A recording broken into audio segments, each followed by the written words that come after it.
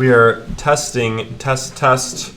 We are getting ready to play some chess. We're going to be going over some opening stuff because that's what I decided we're going to do. Let me get it on the phone. We are on Chess Base using the Chess Base viewer. So, hello. Hi. Hello. All right, let's get into it. Let's pull up the board. Please load. The board disappeared. There we go. There we go. There we go. That's kind of weird. But okay, everyone can see it now. So I wanted to go over the Queen's Gambit variation, or exchange variation, but for white. And because that is the opening that Kath plays, and I've noticed some mistakes in some specific lines that I wanted to go over. So it starts with D4. Yes. Okay, D4, you do this. Also, you do it with French. Here, what move do you play here? C4. C4. Let's say E6. Can you see? Yeah. C3. Very good. Queen C2. So what you want to do, let's say Queen C2. Let's say I take. What do you do? I mean, you have to go here, right? Yeah. Oh, yeah, sorry. Okay, I don't actually know this opening either. But the point is, this is not the kind of position you want. This is not the position you know. Much better is, so right now because you're forced to play E3, okay? You're forced to play E3, and let's say you can reclaim the pawn. So let's say actually C5 here. I think that's a pretty solid move here. C5. I'm threatening actually to win your pawn already. Take. Because your queen is no longer on this square. You moved your queen. So I am threatening this pawn. So let's say take. Or let's say we defend it. Knight F3. That's probably better. I guess I could take. I don't have to. I could probably push here or knight C6. And the point is, this is not a position you're familiar with. And this is not as good as it could be for you. So I much more suggest what you have to do after knight F6. If you're going to go queen C2, you can't go here yet. You have to take this pawn. And you can't forget to take this pawn. So you don't take it here. You don't take it yet. You have to first go knight C3, knight F6, and then take. Oh, okay. I thought you just told me differently when you talked about it. That's the only reason I played queen C2. Otherwise, I never would do that. Yeah, no. I mean, queen C2 is a really good move. Yeah. But first take, then take, and now queen C2.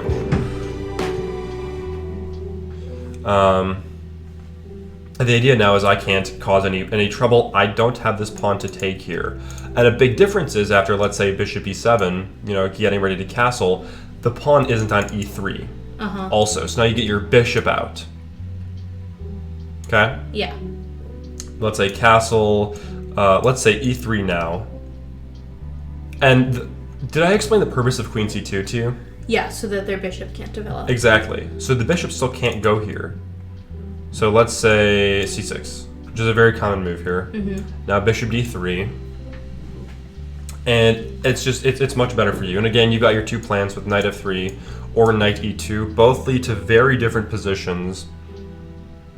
So main line is knight D7. Up to you which one you prefer to play. So let's say knight F3. It was rook E8. And the idea is with knight F3 is you're going to eventually, after castle, knight here, you're going to go rook B1. And it looks super normal to put your rooks here, or maybe one rook here, and then one rook here to support this push. But it's much better to actually put your rook on B1. Okay. B1. B1. And the idea is, it's super simple. You want to go here, and then here. So after knight here, and then let's say bishop here, hypothetically. Uh-huh. Let's move, just so he can't take it. Here. Oh! Someone followed. Who followed? Well, thank you for the follow! As soon as it pops up, I have to say, because I can't see it on the stream. Thank you for the follow! Worcester Angel. I just butchered the name. I am so sorry. Oh well. So, thank you for the follow. It's the... Okay. And then after... Right, exactly. After knight here, let's say... I don't know. Rook here. And then you go b5. And I mean, that's kind of... You're gonna be playing this kind of position, let's say here, and take... I guess I can't, because after take, and then you take here and you want a pawn.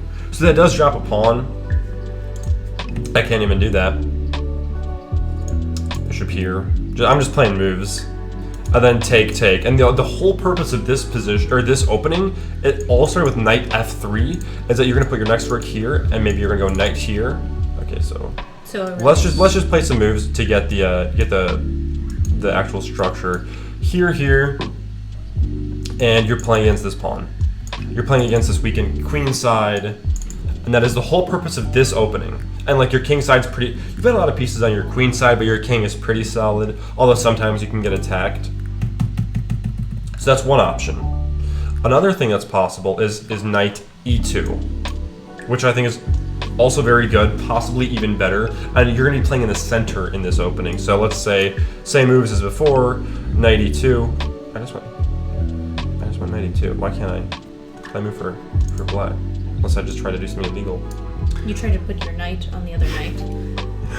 What am I doing? Black then captures his own knight. That's main line. And then after rook e8, freeing up the square for his knight, then you castle. Okay, knight here. You're trying very hard. What am I doing? It doesn't work. What am I doing? What am I doing? Okay. And then after knight f8, because he's coming to g6, because this is very annoying, and the whole purpose of knight g6 is to kind of stop that from happening. And now you go f3, and the whole purpose is to go e4. You're supporting e4, but there's a slight problem. So let's say here take. So let's just say knight g6, and let's say you go e4 now. Take, and knight here poses some problems. This just poses problems, and I think no one really knows this kind of like deep stuff. So let's say take. Okay, take. I'm considering what to take with. Maybe here, or maybe queen. I don't know if it really matters. I don't know what is better here. I don't know this kind of specific stuff, but I know this is like a problem. I like this. This is just not very good for white, because this is a threat. Yeah. I probably should have explained that sooner. And what? No. Back. Let's go back. E2. And this is a problem, so let's say queen here to cover it. Or you know what, maybe taking with queen here is better, and just for the whole purpose of, after queen here, this kind of stuff, it starts to get... a little uncomfortable. Uncomfortable, that's a good way of putting it. It's just uncomfortable. So, much better is after f3, knight here, we're going to prevent all that. So we're going to play h3 here. h3, and the idea is that after all those lines, the knight can't come to this square, because then it's covered. Yeah. So after, I don't know why it keeps going back. And then let's say now, bishop here. And now you can play this. And the idea is after take, now this knight can't come to g4. This kind of where my knowledge ends. There's at some point you're supposed to play rook d1. Maybe next, actually, your next move is supposed to be rook d1. So So rook d1 or this rook e1. They're also very common in this opening. But I think rook d1 is the move. Probably. Because this knight's kind of stuck and it's hard to defend this pawn. So that's kind of this opening. So the main point of this is to say, I was playing good moves for black, by the way. So after here, before queen c2, I highly suggest taking this pawn, and that's what you're supposed to do. And now queen c2, and the idea of queen c2 before knight f3 is that bishop f5. It's easier to develop the bishop. So if we're playing like super technical moves, queen c2 makes it much harder to develop this bishop.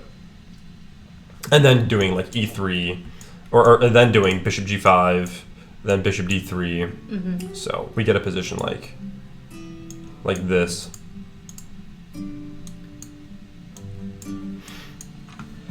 And the light square bishop it's super hard to develop this guy. Okay. He's eternally trapped. That was a lot of deep chess.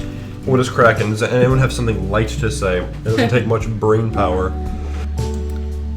So, d4. You cannot make two moves in a row. Yeah, that's and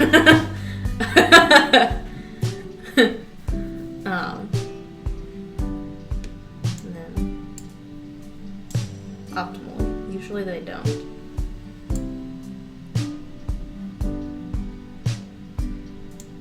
Like this.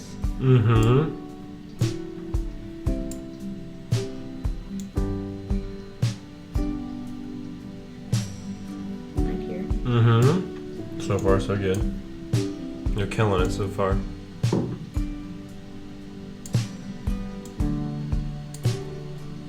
Oh, why would you tell her? Computer! Yes, it's black's move, correct? Okay, and then knight here. Castle? Like, Let's say knight there. What would you do? Not a good move, but it's something that you could definitely see. Just e3. Exactly, e3. You're just defending your pawn because he's attacking your pawn. Yeah. And then you defend it with e3. Is that what would normally happen? I forget exactly. I mean, there's two things. I mean, it's Castle. definitely an option. Castle, c3, bishop e6. Yeah. Or Kath, he could go c6 instead of knight c6, or knight c6. At your level, probably knight c6. And then you play e3, exactly. Knight 6 again. Just gonna say castle. It's just so hard to find moves for him, Yeah. Well, because I don't play the refutation of this, I don't know exactly what the best moves are.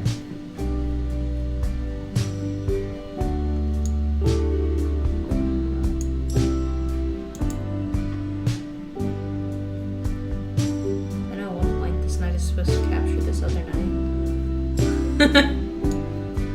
In the variation that I was showing you, yes. Okay, so let's say here, so they just play a move. Let's say rook e8. What would you do? You have two options, knight f3, knight e2. I suggest knight e2. I like knight e2 better, but up to you. Do you like knight f3 better? You don't have to decide right now, but eventually you can kind of pick one. Very many of them, and we never got past what happens after you move the knight, so all I know is you move the knight. Okay. You move the knight, and the idea is that in knight e2, you take the center, knight f3, you go for queen side stuff with rook b1, b4. Okay. So again, just so everyone sees, if we go knight f3, the idea of this position is later after castling, we're going to go rook b1, b4, b5, and play on the queen side. The knight d2 version is we go f3, h3, e4 after castling, and we play in the center. I think it's better because playing in the center is better than playing on a flank in chess. So, let's just say a move like this.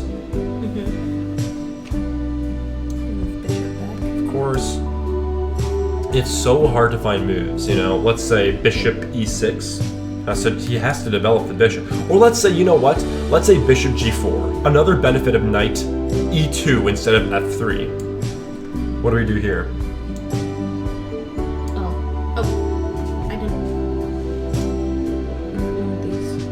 Exactly. F3. Yeah, 'cause that's And what the we idea want is- to play anyway. Yeah. Give me this. And the idea is that with F3, we just kick him away already. We wanted to play F3 anyway. Yeah. If we went knight F3 here, stuff like this could potentially happen. We can see this. Then we have to either choose between knight D2 or knight E5. And I suggest knight E5. Although I'm not sure if I played that last time. I might not have. But knight E5. I think that threatens to win the bishop. So we take knight and then take bishop. But no, knight E2 just totally stops that. If we see this, then we just kick him away and he's gone right away. And then castle. There we go. That's pretty much it.